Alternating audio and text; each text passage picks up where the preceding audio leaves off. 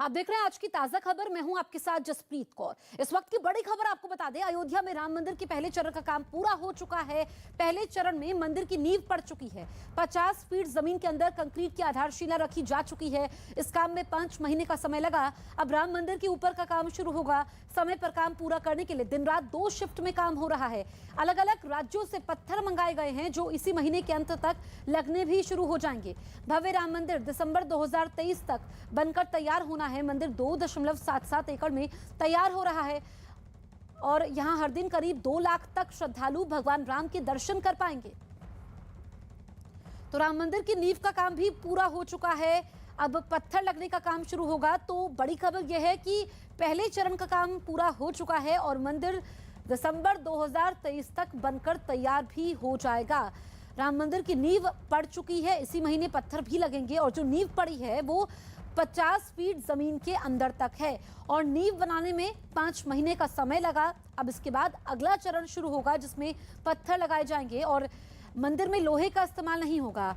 मंदिर की आयु भी काफी ज्यादा हो जाती है और कहां-कहां से पत्थर लाए गए हैं ये भी ग्राफिक्स के जरिए हम आपको बता रहे हैं। राजस्थान से, जिसमें कर्नाटक से भी पत्थर लाए गए हैं, इसके अलावा यूपी के मिर्जापुर से। तो राम मंदिर के पहले चरण का काम पूरा हो चुका है। मंदिर की भव्य नींव पड़ चुकी है और अब पत्थर का काम शुरू होने वाला है। भव्य राम मंदिर का निर्माण दिसंबर 2023 में पूरा होगा। करोड़ों राम भक्तों का सपना अब कुछ ही महीने में पूरा होने वाला है।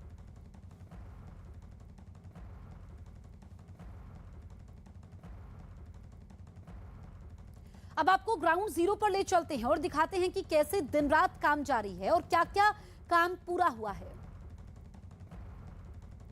हम आज आपको वो तस्वीरें दिखाएंगे कि किस तरीके से राम जन्मभूमि अयोध्या मंदिर का निर्माण कार्य चल रहा है, कहां तक निर्माण कार्य पूरा हुआ है। ये गेट है राम मंदिर का, मुख्य मंदिर जहां पर निर्माण चल रहा है, ये वो गेट था। और हम अभी आपको वो तस्वीरें हम आपको तस्वीरें दिखा रहा हूँ। अब यहाँ तस्वीरों में देख सकते हैं कि यहाँ पर निर्माण कार्य यहाँ पर लगातार यहाँ पर जारी है और किस तरीके से यहाँ पर फिलिंग का काम चल रहा है। फर्स्ट फेज का काम यहाँ पर पूरा हो चुका है और अब जो है स्टोन लगाए जाएंगे और मंदिर निर्माण का कार्य यानी नीचे जो फिलिंग का काम था, जो फाउंडेशन का काम था, वो पूरा हो चुका है। और ये तस्वीरें आप देख सकते हैं कि यहाँ पर फिलिंग का काम यहाँ पर पूरा हो चुका है। दूसरी तरफ यहाँ पर स्टोन्स रखे गए हैं, वो स्टोन्स जो खड़े किए जाएंगे, जिस पर मंदिर का भार होगा, वो स्टोन्स भी लाकर यहाँ पर रखा गया है।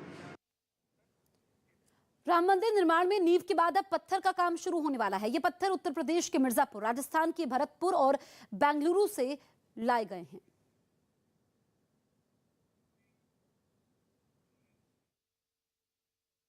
ये जो पत्थर आप मेरे पीछे यहाँ पर देख सकते हैं, ये वही पत्थर हैं जो फाउंडेशन के बाद जो ऊपर जो मंदिर परिसर में लगाए जाएंगे। और ये जो पत्थर है ये आए हैं मिर्जापुर से। उत्तर प्रदेश का एक जिला है मिर्जापुर, चंदौली और बनारस के बगल में है। और यहाँ पर ये देखिए, ये जो पत्थर हैं ये मिर्जापुर से ये पत्थर आए हैं। इसके अलावा राजस्थान के भरतपुर से भी पत्थर आ रहे हैं। और इसके अलावा अगर राजस्थान के भरतपुर की बात करें तो उसके भरतपुर के अलावा भी बेंगलोर से भी कुछ पत्थर आ रहे हैं। वो राजस्थान के भरतपुर से जो पत्थर आ रहे हैं वो निकासी करके आएंगे, वो बाहर लगाए जाएंगे और ये फाउंडेशन के बाद ये पत्थर लगाए जाएंगे। जो first floor, second floor, third floor इसी पत्थरों से इन्हीं पत्थरों से बनेगा। तो यहाँ पर मैं आपको दिखाऊं तस्वीरें, एक तस्वीर तो मैं दिखाऊं। देखिए लगातार यहाँ पर काम जारी है। यहाँ पर फाउंडेशन का काम यहाँ पर चल रहा है, फिलिंग का काम, जो फर्स्ट फेज का काम लगभग पूरा हो चुका है और ये अगले 6 से 7 दिन में ये पूरा हो जाएगा। उसके बाद ये पत्थर जो है ये पत्थर लगाए जाएंगे। मैं आपको तस्वीरें दिखाऊं यहाँ पर, तो ये सभी पत्थर हैं। और जिस तरीके से मुख्यमंत्री योगी आदित्यनाथ यहाँ पर दौरा करते रहते हैं, अगर वैसी दृष्टि से अगर हम देखें तो इन सभी पत्थरों पर उनकी वो खुद इन सबको कभी कभार आके यहाँ पर जायजा लेते रहते हैं। रामलला के जब दर्शन करने आते हैं तो वो खुद यहाँ अंदर निर्माण स्थल पर आते हैं और वो खुद यहाँ पर देखते हैं। राम मंदिर निर्माण में कहीं भी लोहे का इस्तेमाल नहीं हो रहा है। पूरा मंदिर केवल पत्थरों से बन रहा है। राम मंदिर की उम्र 1000 साल से ज्यादा की होगी। मेरे साथ इस वक्त मौजूद हैं जगदीश जी, जो कि प्रोजेक्ट मैनेजर हैं। सर जरा समझाइए अभी तक कहाँ तक मंदिर का काम अभी तक पूरा हुआ है। ये जो झंडा जो दिखाई दे रहा है वो है गर्भगृह और यहाँ के जो बेसिक फाउंडेशन का काम है। जो वो झंडा वहाँ पे मैं जो देख पा रहा हूँ, वो जो झंडा गर्भगृह है वहीं पर मतलब स्थापना होगा भगवान श्री राम का। वहाँ पे गर्भगृह है, श्री राम की स्थापना वहाँ होगी। और ये जो इलाका है, इस पूरे इलाके में राफ्ट के ऊपर पत्थर का काम होने के बाद में वो जो गर्भगृह का इलाका है, वहाँ गर्भगृह के इलाके में दिसंबर 23 में राम जी वहाँ पे विग्रह हमने प्लान किया है। मतलब राम जी को वहाँ पर स्थापना कर देंगे दिसंबर 3। ग्राउंड फ्लोर का काम है, बाकी काम चलता रहेगा। अभी कहाँ तक काम पहुँचा है? जैसे मैं देख पा रहा हूँ नीचे का फिलिंग का काम हो चुका है। ये नीचे का फिलिंग हुआ है, उसके बाद में राफ्ट का काम 1.5 मीटर का हो चुका है। उसके बाद में प्लेन का 20 फीट का काम है और फिर 22 फीट का ग्राउंड फ्लोर है, 20 फीट का फर्स्ट फ्लोर है, 20 फीट का सेकंड फ्लोर है। उसके बाद में शिखर, टोटल 161 फीट का उसका हाइट रहेगा। मर्यादा पुरुषोत्तम राम की भव्य मंदिर पीछे तैयार हो रही है, तस्वीरों में आप देख सकते हैं। और यहाँ पर मेरे साथ मौजूद हैं कंस्ट्रक्शन मैनेजर सुब्रतो धर ही यहाँ के कंस्ट्रक्शन मैनेजर हैं। न्यू का काम पूरा हो चुका है। न्यू का काम नीचे का काम पूरा हो चुका है। नीचे का काम पूरा हो चुका है। अभी इसका रैफ्ट हो रहा है, जिसका हाइट है 1.5 मीटर, 5 फीट। तो उसी का ऑलमोस्ट खत्म होने वाला है। बाई दिस मंथ एंड खत्म हो जाएगा। बाई दिस मंथ जो ये नीचे फिलिंग किया है आप लोगों ने, वो फिलिंग किस तरीके से किया है? कितना कंक्रीट है नीचे जो टोटल कंक्रीट हुआ है 1,32,000 मीटर क्यूब, वो M3 ग्रेड का स्पेशल कंक्रीट मिक्स डिजाइन करके बनाया है। इसमें IIT चेन्नई, हमारा TCE का डिजाइन टीम, LNT का design team plus IIT Kanpur, Delhi सब मिलके ये डिसीजन हुआ है। और ये होने के बाद उसका ऊपर 250 लेयर का एक्स्ट्रा M30 ग्रेड का कंक्रीट डाला है। जस्ट वो जो रैप है उसका नीचे तक। अभी जो रैप चालू हुआ है उसको M35 ग्रेड का कंक्रीट। अब इसके ऊपर क्या होगा? इसका ऊपर स्टोन का लेयर बैठेगा 20 फुट हाइट तक। अच्छा, स्टोन का लेयर मतलब मंदिर अब जो ढांचा है वो तैयार होना शुरू हो जाएगा पूरा। 20 फुट हाइट का जो उठेगा स्टोन, वो होगा आपका टॉप प्लिंथ लेवल। उसके ऊपर से भी 161 मीटर हाइट उठेगा मंदिर का। 161 फीट 161। श्री राम जन्मभूमि तीर्थ क्षेत्र के महासचिव चंपत राय का कहना है कि हम मंदिर को दिसंबर 2023 तक बनाकर तैयार कर देंगे। राम मंदिर में हर दिन 2 लाख से ज्यादा लोग दर्शन कर पाएंगे। चंपत जी, दिसंबर 23 तक मंदिर निर्माण का कार्य पूरा हो जाएगा? मानकर यही चल रहे हैं कि हो जाएगा। जहां इस वक्त हम लोग मौजूद हैं, ये कॉरिडोर रहेगा। जहां हम खड़े हैं वहां परकोटा आएगा। परकोटा कॉरिडोर का टेम्पल लैंग्वेज है।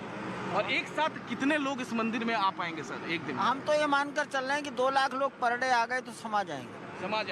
इसके अलावा ये फाउंडेशन का काम पूरी तरीके से तैयार है सर? हो गया? फाउंडेशन लगभग तैयार हो गई है और 5-7 दिन का काम बचा है। और 5-7 दिन के मतलब फर्स्ट फेज का काम पूरा हो चुका है। दिसंबर 23 तक 2023 दिसंबर तक मंदिर का पूरा काम तैयार। Foundation is complete. इसके अलावा अगर हम बात करें तो सर 24/7 हर पल हर मिनट यहाँ पर काम लगातार जारी है। हाँ, लगभग 2 शिफ्ट में 24 आवर्स काम चलता है। 24 आवर। और जहाँ सर वो पीछे हम झंडा देख पा रहे हैं, उसी झंडे पर भगवान रामलला को वहाँ स्थापित किया जाएगा। हाँ, जहाँ झंडा दिख रहा है वही गर्भगृह का स्थान है। वहीं प्रधानमंत्री जी ने पूजन किया था, वहीं पर भगवान का आसन लगेगा। लगेगा। मकर संक्रांति के मौके पर यूपी के मुख्यमंत्री योगी आदित्यनाथ ने गोरखपुर में एक दलित परिवार के घर पर खाना खाया। राज्य सरकार की योजनाओं की जानकारी लोगों तक पहुंचाने के लिए बीजेपी ने 27,000 जगहों पर खिचड़ी भोज का आयोजन किया। और इसी के तहत योगी आदित्यनाथ गोरखपुर में बीजेपी के एक दलित कार्यकर्ता के घर पहुंचे। वहां उन्होंने जमीन पर बैठकर खाना खाया।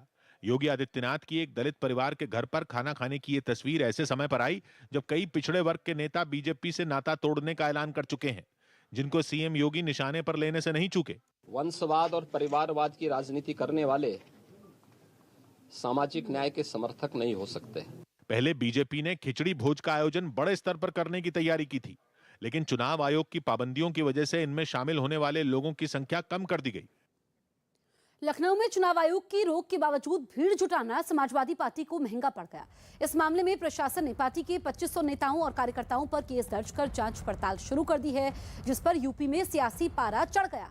लखनऊ में अखिलेश यादव के कार्यक्रम में चुनाव आयोग की गाइडलाइंस के उल्लंघन पर चुनाव आयोग ने सख्ती दिखाते हुए गौतमपल्ली थाने के इंस्पेक्टर को सस्पेंड कर दिया है।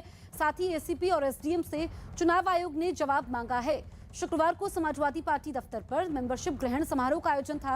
इस बीच कोविड प्रोटोकॉल और धारा 144 का खुला उल्लंघन किया गया। हजारों की भीड़ जुटी हुई थी। कोरोना की वजह से राजनीतिक रैलियों पर रोक लगी है, लिहाजा ये तस्वीरें सामने आते ही प्रशासन एक्शन में आ गया। इस आयोजन की जानकारी होने पर चुनाव आयोग ने काफी सख्त रुख अपनाया है। कोरोना नियम तोड़ने के मामले में अखिलेश और स्वामी प्रसाद मौर्य समेत 2500 लोगों पर एफआईआर दर्ज हुई थी। के द्वारा भी जो प्रावधान है उसका उल्लंघन नहीं किया जाना है, और साथ ही साथ अगर इस प्रकरण में पुलिस के द्वारा एफआईआर दर्ज कराई गई है और यही निर्देशित दिया गया है पुलिस के अधिकारियों को कि इसमें जो नियम कानून है उसके अंतर्गत निष्पक्ष विवेचना करते हुए नियम कानून के अंतर्गत पूरी कार्रवाई की जाए। और मैं एक बार पुनः आपके माध्यम से सभी से अपील करता हूं कि कोविड-19 के नियमों का पालन और आदर्श आचार संहिता भी वर्तमान में प्रभावी है। इसमें जो आदर्श आचार संहिता के जो स्पष्ट नियम है और माननीय आयोग का निर्देश है, इसका पालन करना हम सभी का कर्तव्य है। चुनाव आचार संहिता है जो कहती है कि अभी इस 15 तारीख तक किसी प्रकार की रैली, भीड़, सभा वगैरह आयोजित नहीं की जाएगी। उसका उल्लंघन करके और कोविड के प्रावधानों को उल्लंघन करके भी वहाँ भीड़ जमा हो रहा है। इस सूचना पर हमारे पुलिस के प्रशासनिक अधिकारी वहाँ गए थे और वहाँ उन्होंने पाया था कि ऐसी कार्रवाई हो रही है, तो उन्होंने सबसे अनुरोध भी किया कि सब लोग चले जाएँ। तत्काल उन लोगों ने पालन नहीं किया। फिर हमारे अधिकारियों ने उसकी वीडियोग्राफी भी कराई और फिर इस संबंध में थाने पर मुकदमा उचित धाराओं पंजीकृत कराया गया है। उसकी विवेचना करके हम लोग कार्रवाई करेंगे। बीजेपी ने आचार संहिता के उल्लंघन और कोरोना नियम तोड़ने पर समाजवादी पार्टी को घेर लिया। शाहनवाज हुसैन के मुताबिक समाजवादी पार्टी हर नियम को तोड़ना अपना अधिकार समझती है। वहीं केंद्रीय मंत्री कौशल किशोर के मुताबिक भी भीड़ इकट्ठा कर अखिलेश यादव शक्ति प्रदर्शन करना चाहते थे। ये समाजवादी पार्टी कानून तोड़ने का दूसरा नाम है। समाजवादी पार्टी जब सरकार में रहती है तो कानून तोड़ती है और कानून को हाथ में लेती है। ये लाल टोपी इस बात की निशानी है कि वो हर चीज़ को तोड़ेंगे। समाजवादी पार्टी को ये ध्यान रखना चाहिए कि उनकी जो लाल टोपी है उसको कोरोना से बचने वाली नहीं है। तो भीड़ जो है पहले से जो समाजवादी पार्टी में जुड़े हुए लोग हैं उन लोगों की है, और ये लोग जो ज्वाइन किए तो बड़ा धमाका करने की बात कर रहे थे। तो खाली जो लोग पहले से अनाउंस कर रहे हैं वही लोग जा पाए, तो बहुत बड़े धमाके का ऐलान कर रहे थे। इनका धमाका टाइम फिक्स हो गया। सपा की ये मूल संस्कृति है कि सरकारी नियमों, चुनाव आयोग के नियमों, देश की संवैधानिक संस्थाओं के निर्णयों का उल्लंघन करते हैं। और इस हल्ला बोल संस्कृति आज प्रकट हो गई कि जिस तरह से कोरोना प्रोटोकॉल का उल्लंघन किया गया, जिस तरह से चुनाव आयोग ने जो नियमावली बनाई थी उसका उल्लंघन किया गया। बीजेपी के आरोपों का जवाब देने के लिए समाजवादी पार्टी और उनके सहयोगी दल मैदान में उतर आए। स्वामी प्रसाद मौर्य ने बीजेपी के आरोपों को गलत बताया और कहने लगे कि कार्यक्रम में सबने मास्क पहना हुआ था। पार्टी कार्यालय के अंदर कृषि कार्यक्रम की कोई परमिशन की आवश्यकता नहीं पड़ती। पार्टी कार्यालय इसीलिए होता है और वहाँ बहुत पर्याप्त जगह है, इसलिए प्रोटोकॉल के नियमों को पालन करते हुए जगह जगह वर्चुअल कार्यक्रम हेतु एलईडी कैमरे लगे थे। पहले तो बाउंड्री के अंदर 144 धारा लागू नहीं होती है। बाउंड्री के अंदर जहाँ तक कोरोना गाइडलाइंस का सवाल है तो उसकी जांच करा लें। हम लोग कहाँ कह रहे हैं, अगर हम दोषी हैं तो हमारे खिलाफ कार्रवाई करें, जांच करा लें, तो जांच का विषय है। समाजवादी पार्टी के दफ्तर में वर्चुअल का कार्यक्रम ज्वाइनिंग का था। किसी को बुलाया नहीं समाजवादी पार्टी ने, लेकिन लोग आए और लोग कोरोना के नियमों का पालन करते हुए मास्क लगा करके काम कर रहे हैं। बाबरी केस में पक्षकार रहे इकबाल अंसारी ने योगी को अयोध्या से उम्मीदवार बनाए जाने का समर्थन किया। कुछ दिनों से अटकलें लग रही हैं कि योगी आदित्यनाथ इस बार अयोध्या से विधानसभा चुनाव लड़ सकते हैं, जिसके बाद अयोध्या से जश्न की तस्वीरें आनी शुरू हो गई। एक दिन पहले ही अयोध्या में संतों ने एक दूसरे का मुंह मीठा करा के इस बात पर खुशी जाहिर की थी और योगी के अयोध्या से चुनाव लड़ने की अटकलों पर ही झूम उठे थे, जिसके बाद बाबरी केस में पक्षकार रहे इकबाल अंसारी भी योगी के राम की नगरी से चुनाव लड़ने के पक्ष में खड़े हो गए। योगी जी संत भी हैं, तो हम तो चाहते हैं कि योगी जी अयोध्या से चुनाव लड़ें। इस बात पर फाइनल मोहर लगना अभी बाकी है कि योगी कहां से चुनाव लड़ेंगे, लेकिन जिस तरह के संकेत मिले और उनके मथुरा से चुनाव लड़ने की अटकलों पर फुल स्टॉप लगने की खबर आई, उसके बाद इस खबर को और हवा मिल गई कि योगी अपना पहला विधानसभा चुनाव अयोध्या से लड़ेंगे। एक तरफ योगी आदित्यनाथ के अयोध्या से चुनाव लड़ने की खबर है, तो वहीं दूसरी ओर वहां राम मंदिर का काम तेजी से चल रहा है। बताया गया कि सीएम खुद मंदिर के निर्माण के काम पर नजर रखे हुए हैं। मुख्यमंत्री योगी आदित्यनाथ अपने मुख्यमंत्री काल में यहाँ पर 42 दौरे कर चुके हैं, यानी 42 दौरे किए हैं। वो खुद समय समय पर यहाँ पर आकर रामलला के यहाँ पर दर्शन करते थे। दिल्ली के मंगोलपुरी इलाके में जूते की एक फैक्ट्री में भीषण आग लग गई, जिससे वहां अफरा तफरी का माहौल बन गया। हादसे की वजह का तो पता नहीं चल पाया, लेकिन देखते ही देखते आग ने पूरी फैक्ट्री को अपनी चपेट में ले लिया। उसकी लपटें सभी खिड़कियों और छत के ऊपर से उठने लगी, साथ ही धुएं का गुबार तेजी से फैलने लगा। जिस फैक्ट्री में यह हादसा हुआ, उसके आसपास कई दूसरी इमारतें भी थी, जिनमें आग के फैलने का खतरा मंडराने लगा। हालांकि खबर मिलते ही दमकल की कई गाड़ियां वहां पहुंच गई, जिसके बाद विभाग के कर्मचारी बिना देरी किए आग बुझाने में जुट गए।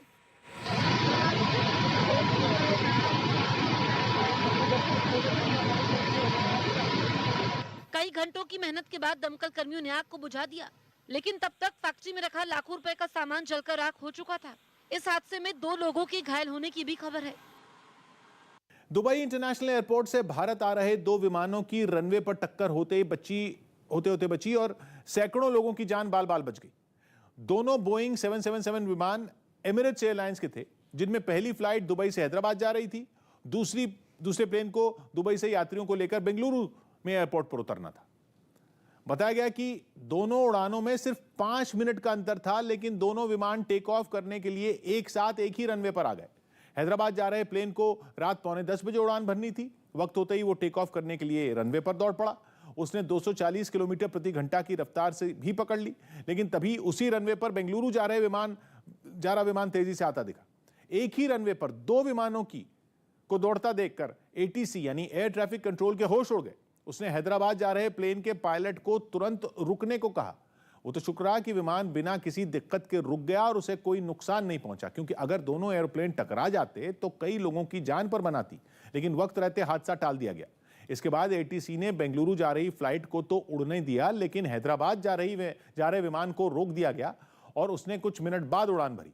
बताया गया कि यह घटना 9 जनवरी की है, जिसके जांच के आदेश दे दिए गए हैं और भारत में विमानों का संचालन करने वाली संस्था डीजीसीए ने भी यूएई की एविएशन अथॉरिटी से जांच रिपोर्ट की कॉपी देने को कहा है। लेकिन शुरुआती रिपोर्ट में यह सामने आया कि हैदराबाद जा रही फ्लाइट एटीसी से क्लियरेंस मिले बिना ही टेक ऑफ करने निकल पड़ी थी। अलवर केस में पीड़ित लड़की की हालत गंभीर है। 4 दिन बाद भी पुलिस के हाथ अभी तक खाली है। आरोपी गिरफ्त से दूर है, लेकिन इस मामले में अब नया मोड़ आ गया है। राजस्थान के अलवर में पुलिस ने नाबालिग लड़की की मेडिकल रिपोर्ट में रेप की पुष्टि से इंकार कर दिया है। पुलिस ने डॉक्टरों की मेडिकल रिपोर्ट के आधार पर इसे बलात्कार नहीं माना है। पुलिस ने शुरुआती जांच में मेडिकल रिपोर्ट और सीसीटीवी आधार को फिलहाल उसके आधार पर गैंगरेप को नकारा है, लेकिन चोट कैसे आई और रेप और गैंगरेप हुआ या नहीं, इस एंगल पर अभी भी पुलिस जांच में जुटी है। जांच में लड़की को 3 जगह चोट लगने की बात सामने आई है। पुलिस ने रेप के सबूत मिलने पर जांच का दावा किया है। इसी बीच इस मामले में वारदात से पहले का पीड़िता से जुड़ा सीसीटीवी फुटेज सामने आया है। वारदात से ठीक पहले पीड़िता पैदल चलते नजर आई। अब पुलिस का कहना है कि बच्ची को चोट कैसे लगी, इसकी जांच जारी है। जो एक सेंसिटिव घटना है, तो पुलिस मुख्यालय और डीजी साहब इसके लिए गंभीर है। तो उसी परिप्रेक्ष्य में सिविल राइट्स की टीम भी यहाँ पर आई है, जिसमें मैं जो हमारे यहाँ की जो डिस्ट्रिक्ट टीम है उसको असिस्ट करने के लिए जो सेक्सुअल असॉल्ट की जो हम संभावना लेके चल रहे थे वो शायद इसमें कम है। तो अब हमारे पास अभी तक के फैक्ट से जो इन्फॉर्मेशन है और मेडिकल रिपोर्ट से और टेक्निकल एविडेंस से जो इन्फॉर्मेशन है वो ये बताती है कि इसमें दुष्कर्म की संभावना नहीं है। यूपी में बीजेपी की पहली लिस्ट में कई नेताओं की टिकट काटी जा सकती है। न्यूज 18 को सूत्रों से मिली जानकारी के मुताबिक फतेहपुर सीकरी सीट से उदय भान सिंह की टिकट कटना लगभग तय है। उनकी जगह पर पूर्व सांसद चौधरी बाबूलाल को टिकट दी जा सकती है। इसी तरह मथुरा जिले की गोवर्धन सीट से करिंदा सिंह की टिकट कटने की खबर है। उनकी जगह ठाकुर मेघश्याम को टिकट मिल सकती है। सूत्रों के मुताबिक मेरठ कैंट सीट से सत्यप्रकाश अग्रवाल की भी टिकट काटे जाने की खबर है, जबकि अमरोहा जिले की नौगांव सादात सीट से संगीता चौहान का टिकट काटा जाना तय माना जा रहा है। सूत्र बताते हैं कि पश्चिमी यूपी के कुछ जिले ऐसे भी हैं जहां सभी मौजूदा विधायकों को टिकट दिए जाने का फैसला लिया गया है। इनमें गाजियाबाद, गौतम बुद्ध नगर, बागपत और मुजफ्फरनगर जिले शामिल हैं। मतलब ये कि इन चारों जिलों के सभी मौजूदा विधायकों को बीजेपी दोबारा चुनाव मैदान में उतारने का फैसला ले सकती है। अमेरिका से आने वाली 2 फ्लाइट को चीन ने रोक दिया। चीन ने 2 अमेरिकी उड़ानों को कुछ समय के लिए रोकने का फैसला लिया, क्योंकि पिछले दिनों इनमें 7 यात्री कोरोना पॉजिटिव पाए गए थे। हिमाचल प्रदेश बीजेपी अध्यक्ष सुरेश कश्यप की कोरोना रिपोर्ट पॉजिटिव आई। इसके बाद उन्होंने खुद को सभी से अलग कर लिया। बिहार में अब मेयर और डिप्टी मेयर को चुनने का हक मतदाताओं को दे दिया गया। इसके लिए राज्य सरकार ने नगर पालिका संशोधन अध्यादेश जारी कर दिया। इससे पहले चुने हुए प्रतिनिधि ही इस चुनाव प्रक्रिया में हिस्सा लेते थे। केंद्रीय मंत्री गिरिराज सिंह की कोरोना रिपोर्ट पॉजिटिव आई, जिसके बाद उन्होंने अपने संपर्क में आए लोगों से कोरोना जांच करवाने की अपील की।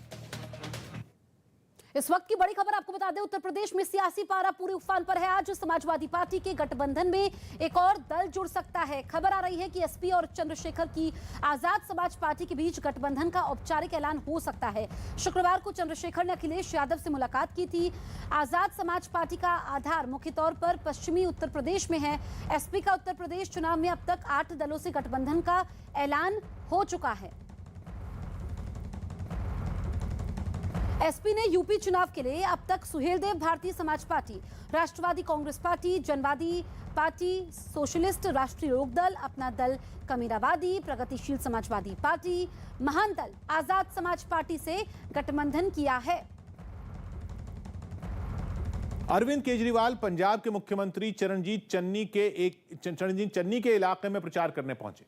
चन्नी रूपनगर जिले के चमकौर साहब सीट से विधायक हैं और केजरीवाल भगवंत मान के साथ वहीं पहुंचे। चमकौर साहिब में उन्होंने सड़क किनारे गाड़ी खड़ी की और खेतों में घुस गए। दोनों नेता पैदल चलकर वहां बैठे किसानों के बीच पहुंचे और उनके साथ बैठ गए, जिसे देखकर ऐसा लगा कि केजरीवाल और भगवंत मान किसी चौपाल में बैठे हों। केजरीवाल ने वहां किसानों से जो बात की उसे सुनकर लगा कि वो उनका मूड जानने के लिए उनकी नब्ज टटोल रहे हैं। तो इस बार बदलाव करना है नहीं करना? सर जरूर जी जरूर। बातों ही बातों में उन्होंने किसानों से पंजाब में दिल्ली जैसा विकास करने का वादा भी कर दिया। दिल्ली जैसे स्कूल बनाएंगे जी, शानदार।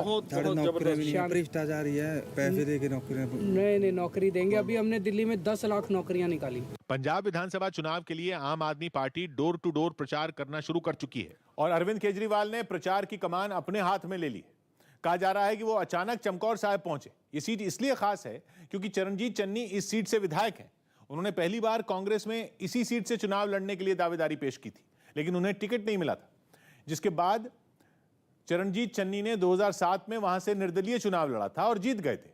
वो 3 बार चमकौर साहिब से विधायक रह चुके हैं और कहा जा रहा है कि इस बार भी वो इसी सीट से लड़ेंगे। लेकिन उड़ती उड़ती खबर यह है कि कांग्रेस दलित समुदाय के वोटरों को अपनी तरफ करने के लिए चन्नी को 2 जगहों से चुनाव लड़ने के लिए कह सकती है, जिनमें एक सीट तो चमकौर साहिब है, जबकि दूसरी सीट जालंधर का आदमपुर विधानसभा क्षेत्र हो सकता है। यूपी से बीजेपी सांसद रामशंकर कठेरिया पर केस दर्ज होगा। यूपी के इटावा से बीजेपी सांसद रामशंकर कठेरिया समेत 10 लोगों पर सिविल कोर्ट ने केस दर्ज करने का आदेश दिया। कुछ लोगों ने अदालत में अर्जी देकर यह आरोप लगाया था कि सांसद ने करोड़ों रुपए की 10 बीघा जमीन की गलत तरीके से अपनी पत्नी के नाम पर रजिस्ट्री करवा ली। 10 लोगों से मिलकर के वो जमीन अपने नाम करा ली, फर्जी कागजात बनाकर। उसके आधार पर उन्होंने फिर मृदुला कठेरिया के नाम वो जमीन दे दी। बिहार के सुपौल में करंट लगने से एसएसबी के 3 जवानों की मौत हो गई, जबकि 9 लोगों की हालत गंभीर है। महाराष्ट्र के गढ़चिरौली में पुलिस ने 2 लाख के इनामी नक्सली को गिरफ्तार कर लिया। इस पर हत्या समेत कई मामले दर्ज हैं। हिमाचल प्रदेश के जोगिंदरनगर इलाके में सेना के एक हेलीकॉप्टर की इमरजेंसी लैंडिंग करवानी पड़ी। बताया गया कि इस हेलीकॉप्टर में तकनीकी खराबी आ गई। हालांकि फिर इस खराबी को सुधार कर हेलीकॉप्टर फिर रवाना कर दिया गया। पश्चिम बंगाल की डायमंड हार्बर महिला यूनिवर्सिटी के कुलपति नियुक्ति मामले पर राज्यपाल और राज्य सरकार में विवाद हो गया। राज्यपाल ने इस पद पर डॉक्टर तपन मंडल की नियुक्ति की, लेकिन उन्होंने ये पद संभालने से इनकार कर दिया। इसके बाद राज्य सरकार ने सोमा बनर्जी को नया कुलपति बना दिया। साथ ही राज्यपाल को राज्य सरकार के साथ सहयोग करने की भी बात कह दी। अकाली दल ने चुनाव आयोग को एक चिट्ठी लिखी, जिसमें उसने चुनावी रैलियों पर पूरी तरह रोक लगाने के फैसले पर दोबारा विचार करने की अपील की। उत्तर प्रदेश की हाथरस की सादाबाद सीट से बीएसपी विधायक और पूर्व मंत्री रामवीर उपाध्याय ने पार्टी से इस्तीफा दे दिया। रामवीर 2019 से पार्टी से निलंबित, माना जा रहा है कि वो बीजेपी के टिकट पर चुनाव लड़ सकते हैं। राजस्थान में कोरोना संकट की वजह से वीकेंड कर्फ्यू लागू कर दिया गया, जिसे सरकार ने जन अनुशासन कर्फ्यू नाम दिया। ये कर्फ्यू 30 जनवरी तक हर हफ्ते ऐसे ही लगेगा, यानी शुक्रवार रात 11 बजे से शुरू होकर सोमवार सुबह 5 बजे तक कर्फ्यू लागू रहेगा। बीजेपी नेता और पद्मश्री से सम्मानित नाटककार दया प्रकाश सिन्हा के बयान पर जेडीयू बीजेपी के बीच तकरार बढ़ गई। कुछ रोज पहले दया प्रकाश सिन्हा ने सम्राट अशोक की तुलना औरंगजेब से की थी, जिस पर जेडीयू ने आपत्ति जताई। अशोक सम्राट के विषय में तथ्य को ठीक से नहीं रखा गया है और इसलिए इस पर टिप्पणियां हो रही। इस मामले में एक दिन पहले बिहार बीजेपी के प्रदेश अध्यक्ष संजय जायसवाल ने दया प्रकाश सिन्हा पर केस तक दर्ज करवा दिया था, जिसे जेडीयू ने दिखावा करार दिया, जिसके बाद बीजेपी ने जेडीयू पर पलटवार करने में देर नहीं की। आपके पास गृह मंत्रालय है और आप जो है अब उनको गिरफ्तार कीजिए और भस्मासुरी प्रवृत्ति को छोड़िए। कांग्रेस की महासचिव प्रियंका गांधी ने पंजा लड़ाकर उत्तर प्रदेश विधानसभा चुनाव जीतने का प्लान तैयार किया है, जिसके तहत राज्य के युवा वोटरों को लुभाने के लिए कांग्रेस पीपीएल यानी पंजाब प्रीमियर लीग का आयोजन करेगी। ऐसा इसलिए क्योंकि पंजा लड़ाने का खेल भारतीय संस्कृति में बहुत पुराना है और ग्रामीण इलाकों में ये लोकप्रिय भी है। यही वजह है कि युवाओं के बीच पार्टी के चुनाव चिन्ह पंजे को लोकप्रिय बनाने के लिए कांग्रेस पंजाब प्रीमियर लीग शुरू कर रही है। यही नहीं, इसे धार देने के लिए बॉक्सर विजेंद्र और उनके जैसे दूसरे लोग भी इसमें शामिल किए जाएंगे, जिनके पंजा लड़ाने का वीडियो सोशल मीडिया के जरिए प्रचार के लिए इस्तेमाल होगा। इससे पहले कांग्रेस महिला वोटरों को लुभाने के लिए लड़की हूं लड़ सकती हूं नाम से एक कैंपेन शुरू भी कर चुकी है। यूपी के महोबा से हैरान करने वाली तस्वीरें सामने आई। वहां मामूली बात पर दो गाड़ियों के ड्राइवरों के बीच मारपीट हुई। बताया गया कि भाड़े को लेकर उनके बीच विवाद शुरू हुआ था, जो कुछ ही देर में इतना बढ़ गया कि उन्होंने एक दूसरे के साथ मारपीट शुरू कर दी।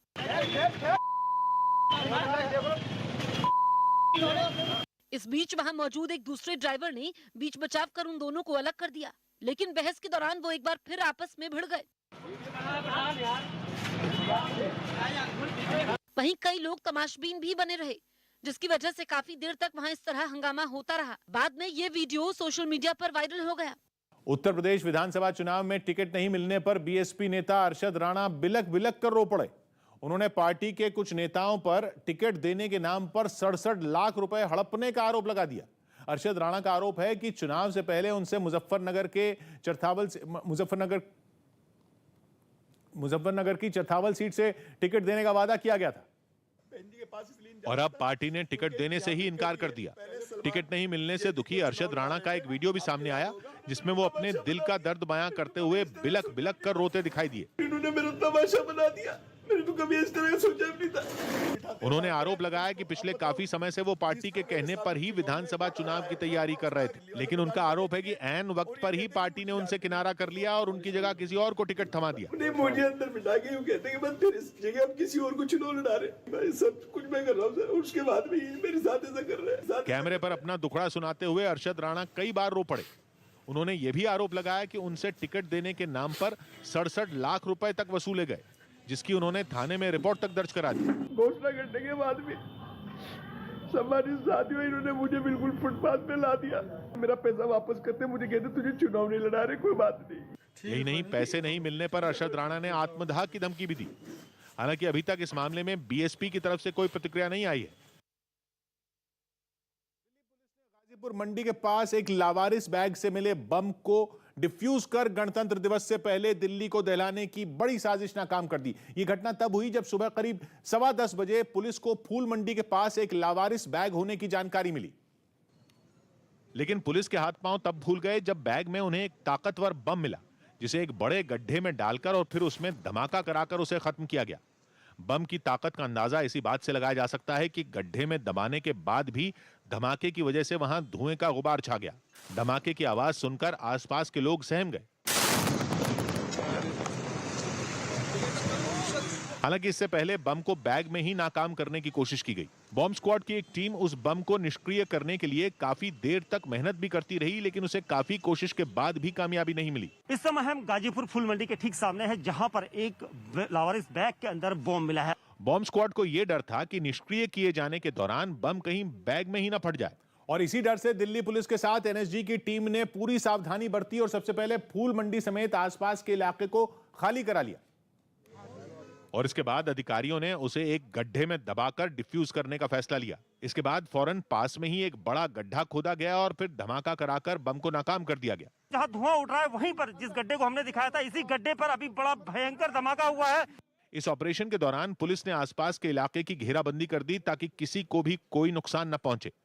इस दौरान न्यूज 18 की टीम ने फूल मंडी में काम करने वाले कुछ लोगों से बातचीत की, जिनमें एक आदमी ने बताया कि बम वाला बैग एक स्कूटर पर रखा हुआ था। पर सीट पे ही रख दिया किसी ने। अच्छा, सीट पे रख दिया। वो जा रहा था तो ये किसका बैग है, उसने उठा के एक साइड में रख दिया। फिलहाल सुरक्षा एजेंसियां पूरे मामले की जांच में जुटी हैं और साजिश से जुड़े लोगों को पकड़ने के लिए आसपास के इलाके की सीसीटीवी फुटेज खंगाली जा रही है, ताकि गणतंत्र दिवस से पहले दिल्ली को दहलाने की पूरी साजिश का पर्दाफाश किया जा सके। शुरुआती जांच में जो बातें सामने आई उसके मुताबिक गाजीपुर फूल मंडी के गेट नंबर 1 के ठीक बाहर जिस जगह बम प्लांट किया गया था उसकी पहले रेकी की गई थी।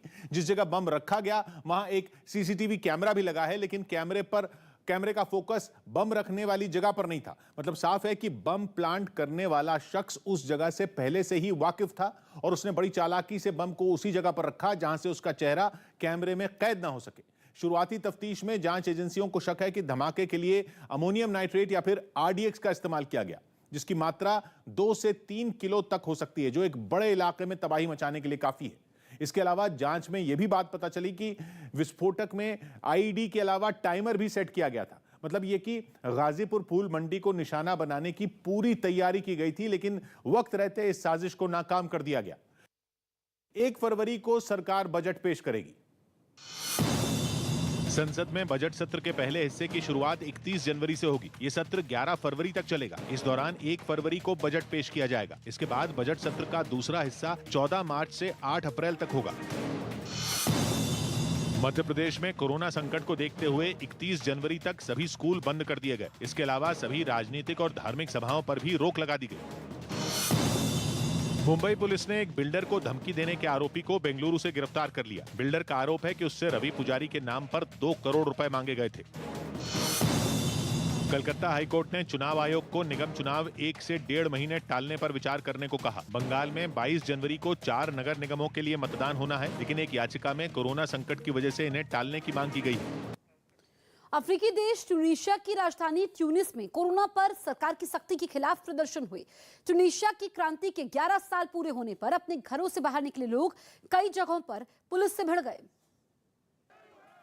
जिसकी वजह से राजधानी ट्यूनिस की सड़कों पर खूब हंगामा हुआ। एक इलाके से सामने आई तस्वीर में प्रदर्शनकारी आगे बढ़ने के लिए पुलिस से धक्का मुक्की करते दिखाई दिए।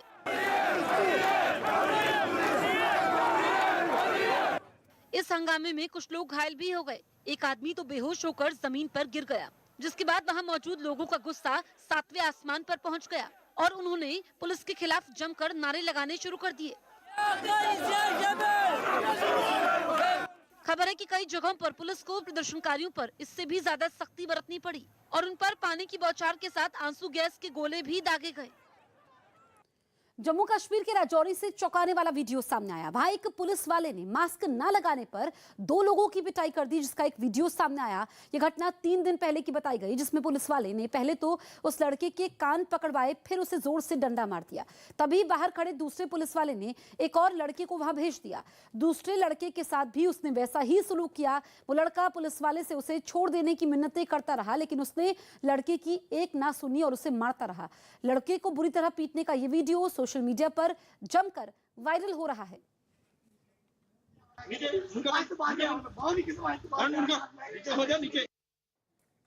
एक तरफ जहां दुनिया के ज्यादातर देश भीषण सर्दी का सामना कर रहे हैं, तो वहीं दक्षिण अमेरिकी देश अर्जेंटीना में गर्मी और लू ने लोगों का जीना दूभर कर रखा है।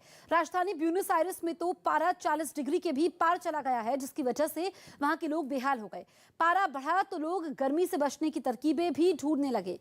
वहां के एक वाटर पार्क में लोगों की भीड़ उमड़ी। क्या बच्चे और क्या बड़े, सभी पानी में नहाकर खुद को ठंडा रखने की कोशिश करते दिखे। इसी तरह समंदर, नदी और झीलों के किनारे भी लोगों की भीड़ नजर आई। भीषण गर्मी की वजह से शहर की सड़कों पर भी सन्नाटा पसरा दिखाई दिया। ब्राजील के मिनस जेराइस से एक डरा देने वाला वीडियो सामने आया। वहां पहाड़ खिसकने की वजह से कई मकान तबाह हो गए। बताया गया कि जिस जगह यह घटना हुई वहां प्रशासन पहले ही सभी मकानों को खाली करवा चुका था। इसलिए बड़ा हादसा होने से तो बच गया, लेकिन पहाड़ के मलबे की चपेट में आने से वहां बने कुछ मकान नहीं बच सके। शुरुआत में पहाड़ से थोड़ी थोड़ी मिट्टी गिरती नजर आई और फिर चंद पलों के भीतर पहाड़ का एक बड़ा हिस्सा भरभरा कर सड़क पर गिर गया। इसके बाद वहां चारों ओर धुएं का गुबार फैल गया। बताया गया कि जिस जगह यह पहाड़ गिरा वहां पर एक पुरानी हवेली और एक गोदाम था, जो कि 18वीं शताब्दी में बनाए गए थे। पहाड़ खिसकने की वजह से वहां की सड़क भी कई घंटों तक बंद रही और मलबा हटाए जाने के बाद ही ट्रैफिक के लिए उसे खोला जा सका। तीसरे टेस्ट में भारत की शर्मनाक हार हुई। टीम इंडिया को तीसरे टेस्ट मैच में भी हार का सामना करना पड़ा। उसे दक्षिण अफ्रीका ने 7 विकेट से शिकस्त दी और यह सीरीज 2-1 से अपने नाम कर ली। उत्तराखंड के सीएम पुष्कर सिंह धामी ने ऐलान किया कि वो खटीमा विधानसभा सीट से ही चुनाव लड़ेंगे। वो अब भी इसी सीट से विधायक हैं। बैडमिंटन खिलाड़ी पीवी सिंधु इंडिया ओपन के सेमीफाइनल में पहुंच गईं। उन्होंने क्वार्टर फाइनल में 21 साल की अश्मिता को 21-7 और 21-18 से शिकस्त दी। गुजरात के राजकोट में मकर संक्रांति के मौके पर स्वामी नारायण मंदिर को रंग बिरंगी पतंगों से सजाया गया। वेस्ट इंडीज में शुरू हुए अंडर 19 क्रिकेट वर्ल्ड कप में भारत का मुकाबला शाम 6:30 बजे दक्षिण अफ्रीका से होगा। झारखंड के बोकारो से एक हैरान करने वाला मामला सामने आया। वहां एक आदमी ने कोरोना वैक्सीन की एक डोज लगने के बाद अपनी बीमारी दूर होने का दावा किया। बताया गया कि 55 साल का यह आदमी 4 साल पहले हुए एक सड़क हादसे के बाद से ही बिस्तर पर था और वो चलना फिरना तो दूर, वो ठीक से बात भी नहीं कर पाता था। लेकिन कोविशील्ड की एक डोज लगने के बाद उसने अपनी सेहत में सुधार का दावा किया। 6 तारीख के ले ले सुआ, तब से बदन भी फुर्ती आवे लगले। गंभीर रूप से बीमार इस आदमी पर कोरोना वैक्सीन के ऐसे असर से डॉक्टर भी हैरान रह गए। जो बोल नहीं सकता था वो बोलने लगा, जो हिल नहीं सकता था उठ के बैठ गया। महाराष्ट्र साइबर सेल ने बूस्टर डोज के रजिस्ट्रेशन के नाम पर लोगों को लूटने की फिराक में बैठे ठगों की साजिश का पर्दाफाश किया। साइबर सेल की तरफ से एक एडवाइजरी जारी की गई, जिसमें फेसबुक, ट्विटर जैसे सोशल मीडिया प्लेटफॉर्म पर अपने वैक्सीनेशन सर्टिफिकेट शेयर करने वाले लोगों को आगाह किया गया और बताया गया कि उन वैक्सीनेशन सर्टिफिकेट्स की बदौलत लोगों की सारी अहम जानकारी साइबर अपराधियों के पास पहुंच चुकी है। ठगों के पास ऐसे लोगों की बैंक डिटेल्स तो पहले ही होती है। ऐसे में वो खुद को सरकारी अधिकारी बताकर उन्हें फोन करते हैं, उन्हें बहकाते हैं और कहते हैं कि अगर बूस्टर डोज के लिए रजिस्ट्रेशन करवाना है तो अपने फोन पर आया ओटीपी शेयर करें। ओटीपी जैसे ही वो डालते हैं वैसे वो जो विक्टिम रहते हैं, विक्टिम का पैसा पूरा का पूरा क्रिमिनल के पास चला जाता है। ओटीपी जनरेट कैसे होते हैं? कई ऐसे सॉफ्टवेयर हैं जिनके जरिए लोगों के फोन पर ओटीपी भेजे जाते हैं। अगर मेरा विक्टिम का नंबर ये है तो मैं यहाँ पे उस काउंट डाल दूंगा और उसको बोलूँगा कि ठीक है, मेरे को 10 या फिर 2 ओटीपी या 3 ओटीपी या एक ही ओटीपी जितने भी हो सकते हैं वो जनरेट कर सकता है। इसी वजह से महाराष्ट्र साइबर सेल ने लोगों से आगाह रहने को भी कहा है। वो आपके अकाउंट से एक ऐसे अननोन बैंक अकाउंट में ट्रांजैक्शन होता है जो कि कुछ समय के बाद, इस्तेमाल के बाद ब्लॉक कर दिया जाता है। फिलहाल महाराष्ट्र साइबर सेल के पास वर्धा, बीड, अहमदनगर जैसे जिलों से इस तरह के मामले सामने आए हैं। तमिलनाडु में पोंगल के त्योहार के दिन होने वाले जल्लीकट्टू के खेल का कोरोना संकट के बीच नियमों के तहत आयोजन किया गया। जल्लीकट्टू खेल के दौरान सांडों और बैलों के सींगों में सिक्कों का थैला फंसाकर उन्हें भीड़ में छोड़ दिया जाता है और लोगों को उन पर काबू पाना होता है। जिसकी कुछ तस्वीरें मदुरई में आयोजित एक कार्यक्रम से सामने आई, जहां एक एक कर बैलों और सांडों को मैदान में छोड़ा गया। जैसे ही वो मैदान में पहुंचे, वहां पहले से मौजूद लोग उन्हें काबू करने के लिए उनके पीछे दौड़ पड़े, लेकिन उन्हें पकड़ना हर किसी के बस की बात नहीं थी। कई खिलाड़ियों ने तो बैलों को काबू करने के लिए पूरी ताकत झोंक दी। इनमें कुछ कामयाब भी हुए।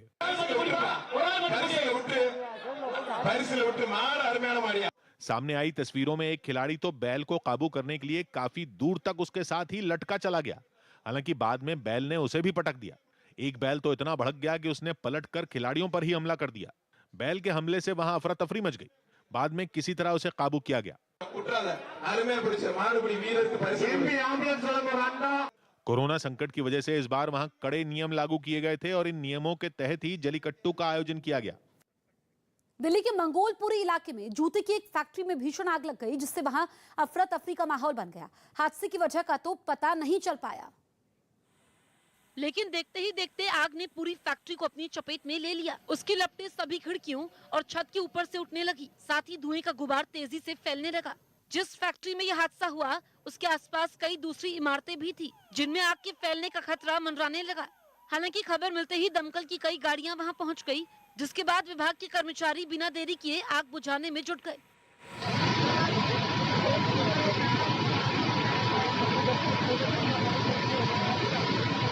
कई घंटों की मेहनत के बाद दमकल कर्मियों ने आग को बुझा दिया, लेकिन तब तक फैक्ट्री में रखा लाखों रुपए का सामान जलकर राख हो चुका था। इस हादसे में 2 लोगों के घायल होने की भी खबर है।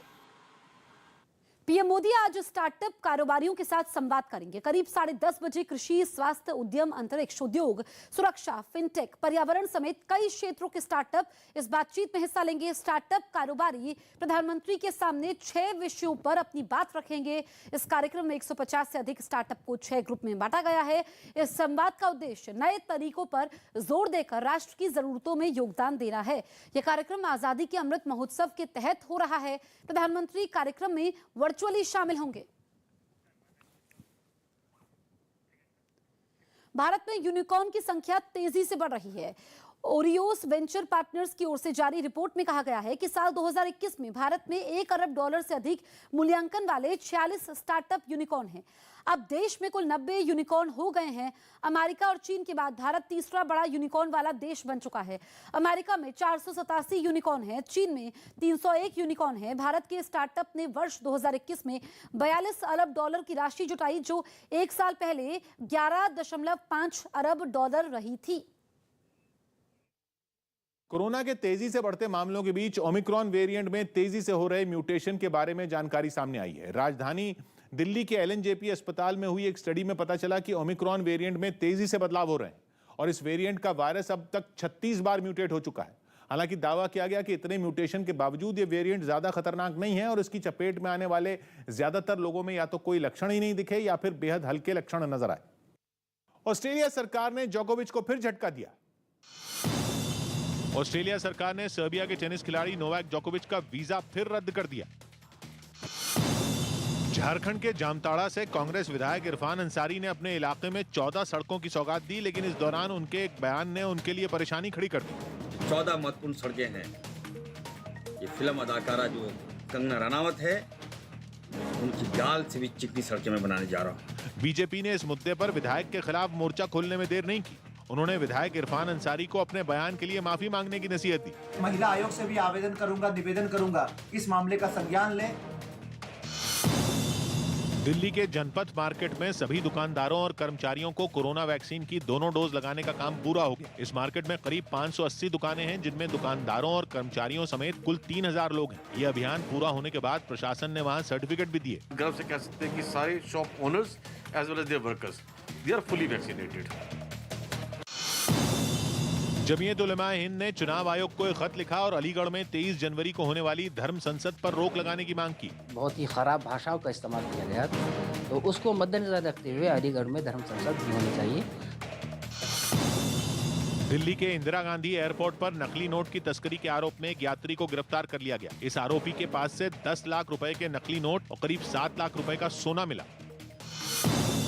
यूपी सरकार में मंत्री सिद्धार्थनाथ सिंह ने बीजेपी का दामन छोड़ने वाले नेताओं पर निशाना साधा। उन्होंने चुनाव से ठीक पहले इस्तीफा दिए जाने पर सवाल उठाए। 5 साल तो मलाई तुम खा रहे थे, 5 साल आपको कोई याद नहीं आई।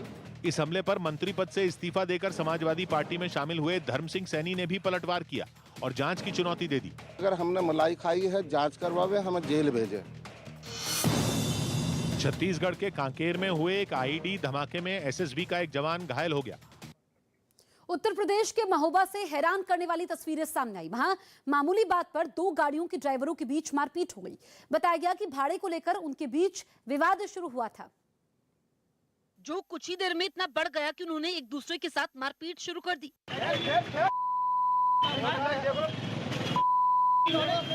इस बीच वहां मौजूद एक दूसरे ड्राइवर ने बीच बचाव कर उन दोनों को अलग कर दिया, लेकिन बहस के दौरान वो एक बार फिर आपस में भिड़ गए।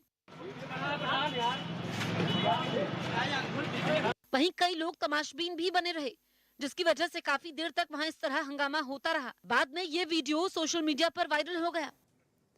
अफ्रीकी देश ट्यूनीशिया की राजधानी ट्यूनिस में कोरोना पर सरकार की सख्ती के खिलाफ प्रदर्शन हुए। ट्यूनीशिया की क्रांति के 11 साल पूरे होने पर अपने घरों से बाहर निकले लोग कई जगहों पर पुलिस से भिड़ गए, जिसकी वजह से राजधानी ट्यूनिस की सड़कों पर खूब हंगामा हुआ। एक इलाके से सामने आई तस्वीर में प्रदर्शनकारी आगे बढ़ने के लिए पुलिस से धक्का मुक्की करते दिखाई दिए।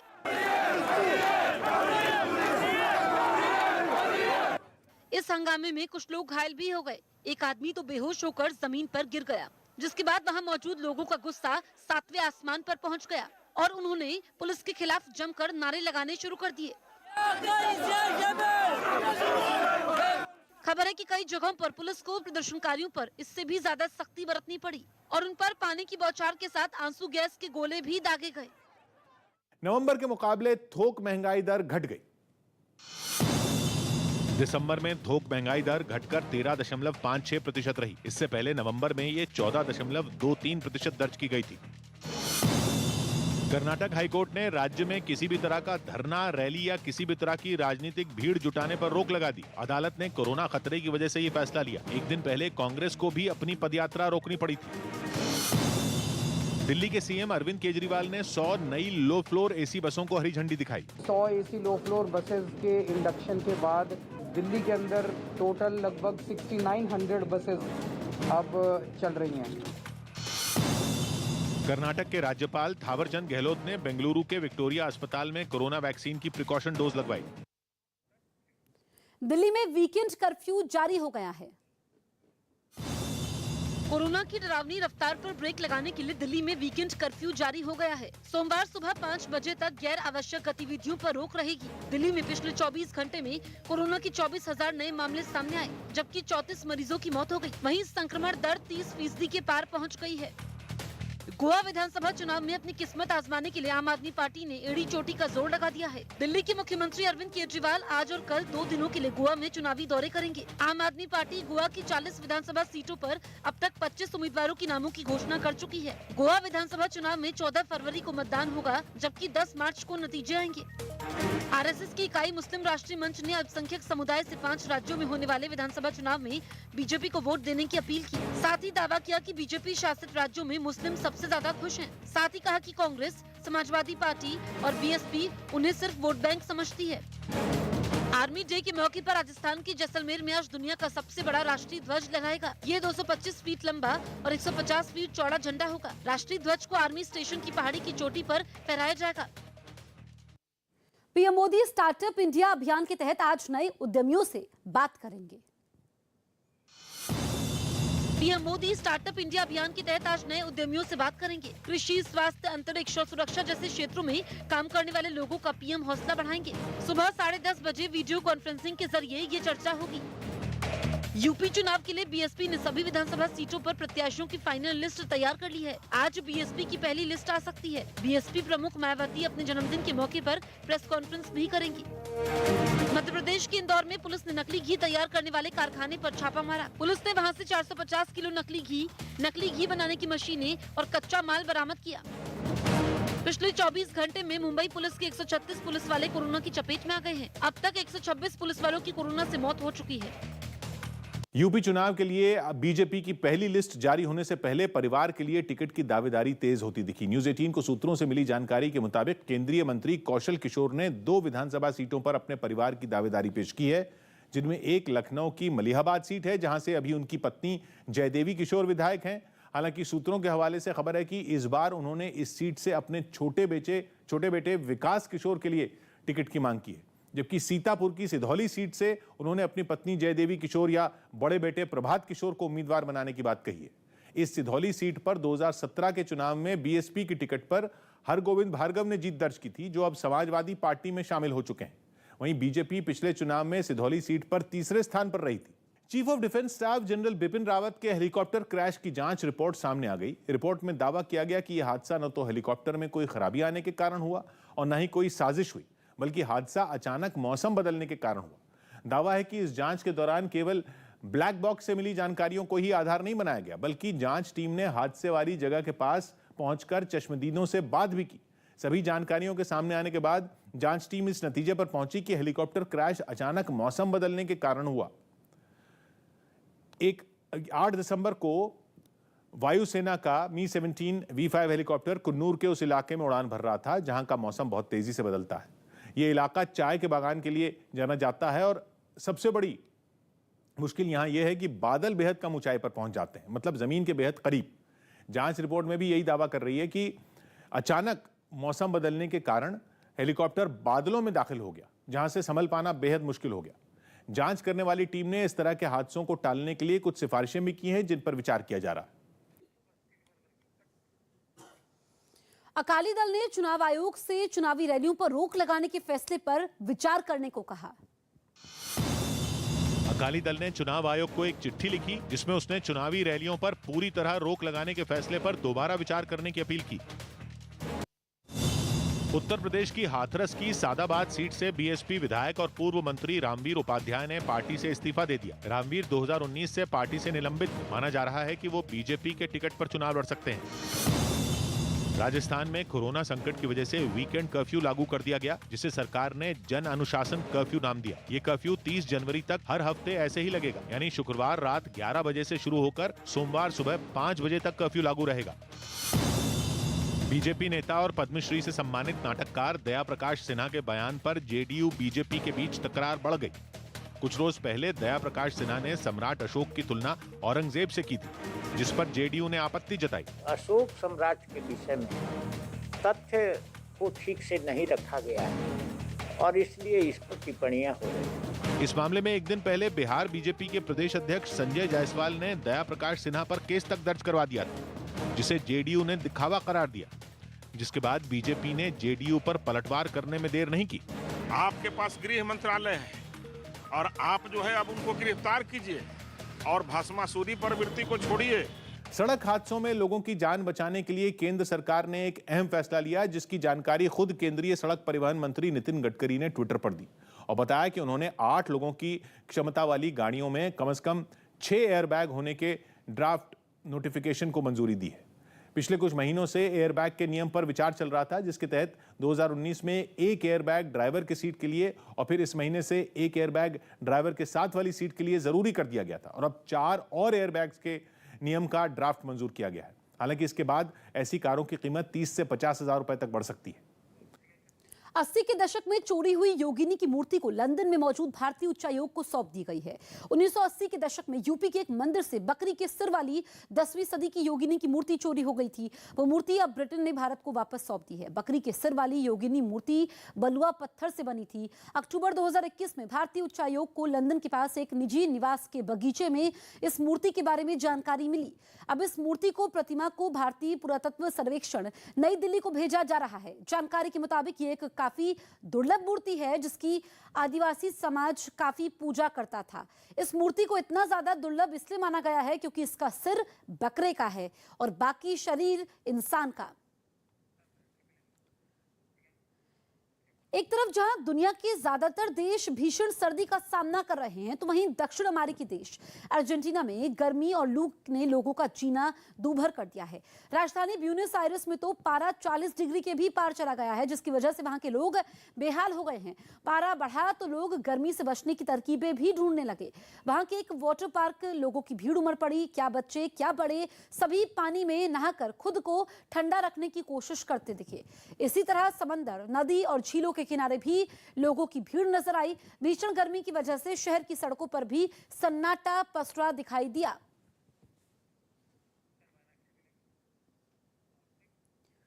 पीएम मोदी आज स्टार्टअप कारोबारियों के साथ संवाद करेंगे। करीब 10:30 बजे कृषि, स्वास्थ्य, उद्यम, अंतरिक्ष उद्योग, सुरक्षा, फिनटेक, पर्यावरण समेत कई क्षेत्रों के स्टार्टअप इस बातचीत में हिस्सा लेंगे। स्टार्टअप कारोबारी पीएम के सामने 6 विषयों पर अपनी बात रखेंगे। इस कार्यक्रम में 150 से अधिक स्टार्टअप को 6 ग्रुप में बांटा गया है। इस संवाद का उद्देश्य नई तरीकों पर जोर देकर राष्ट्र की जरूरतों में योगदान देना है। यह कार्यक्रम आजादी के अमृत महोत्सव के तहत हो रहा है। पीएम कार्यक्रम में वर्चुअली शामिल होंगे।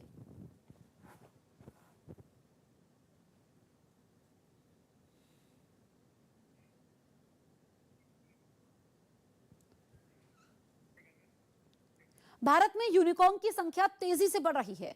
ओरियोस वेंचर पार्टनर्स की ओर से जारी रिपोर्ट में कहा गया कि साल 2021 में भारत में $1 अरब से अधिक मूल्यांकन वाले 46 स्टार्टअप यूनिकॉर्न है। अब देश में कुल 90 यूनिकॉर्न हो गए हैं। अमेरिका और चीन के बाद भारत तीसरा बड़ा यूनिकॉर्न वाला देश बन चुका है। अमेरिका में 487 यूनिकॉर्न है, चीन में 301 यूनिकॉर्न है। भारत के स्टार्टअप ने वर्ष 2021 में $42 अरब की राशि जुटाई, जो कि 1 साल पहले $11.5 अरब रही थी। अलवर केस में पीड़ित लड़की की हालत गंभीर है। 4 दिन बाद भी पुलिस के हाथ अभी तक खाली है। आरोपी गिरफ्त से दूर है, लेकिन इस मामले में नया मोड़ आ गया है। राजस्थान के अलवर में पुलिस ने नाबालिग लड़की की मेडिकल रिपोर्ट में रेप की पुष्टि से इंकार कर दिया है। पुलिस ने डॉक्टरों की मेडिकल रिपोर्ट के आधार पर इसे बलात्कार नहीं माना है। पुलिस ने शुरुआती जांच में मेडिकल रिपोर्ट और सीसीटीवी के आधार पर फिलहाल गैंगरेप को नकार दिया है, लेकिन नाबालिग लड़की को चोट कैसे आई और रेप और गैंगरेप हुआ या नहीं, इस एंगल पर अभी भी पुलिस जांच में जुटी है। जांच में लड़की को 3 जगह चोट लगने की बात सामने आई है। पुलिस ने रेप के सबूत मिलने पर जांच का दावा किया है। इसी बीच इस मामले में वारदात से पहले का पीड़िता से जुड़ा सीसीटीवी फुटेज सामने आया है। वारदात से ठीक पहले पीड़िता पैदल चलते नजर आई। अब पुलिस का कहना है कि बच्ची को चोट कैसे लगी, इसकी जांच जारी है।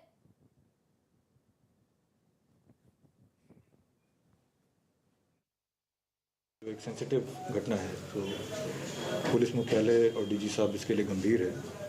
तो उसी परिप्रेक्ष्य में सिविल राइट्स की टीम भी यहाँ पर आई है, जिसमें मैं